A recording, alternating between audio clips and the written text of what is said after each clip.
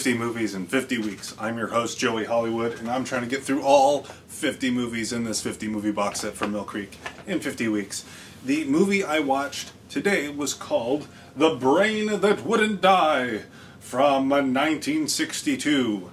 Although the end credit says that the title of the movie is The Head That Wouldn't Die, which is a more accurate title for this movie.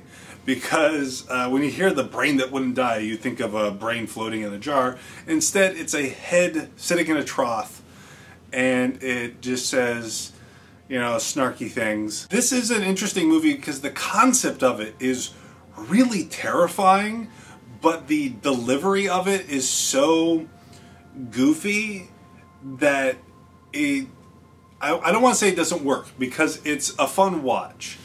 But this is a movie that, like if a company like Blumhouse, or maybe not Blumhouse, but like A24 got their hands on it, it would be a very horrifying concept for a movie. But the way it's delivered here, it's so, maybe it's just the time period or the budget or whatever. It's a fun movie.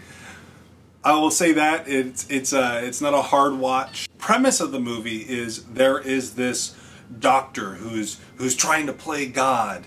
And they deliver this idea of him playing God in the worst way possible, because what he does at the beginning of the movie, like the patient dies on the table, and he's like, I'm going to try one of my experimental techniques.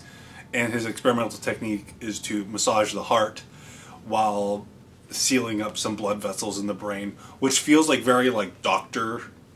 I mean, like, it probably wouldn't work in real life, but it seems like movie doctor, that's like pretty standard. But the whole time, the older doctor's like, you're playing God. You have no right to do this. And he's like, I saved him, didn't I? You know?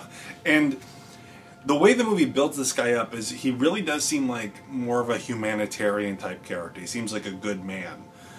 As the movie goes on, the perception of him changes, and I think it's just for convenience sake for the movie, and less like, oh, they set him up to be, not like a subversion. I think it was just like, that's the direction the movie had to take. I'm sure they filmed this over the course of like 7 days. They set up that he's got this loving girlfriend, and they're driving like maniacs. For some reason, it's edited really funny how like crazy they're driving. And the car flies off a cliff, and the doctor's flung out of the car before it goes off the cliff, and it chops his girlfriend's head off.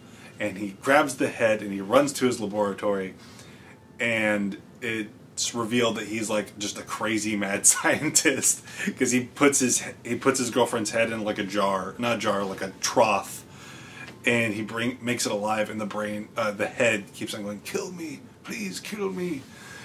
And from then on, the doctor starts like going, he wants to find his wife or his girlfriend a new body, despite the fact that she says she doesn't want a new body. He just goes to like the sleaziest places possible, because, you know, that's where you want to find a new body.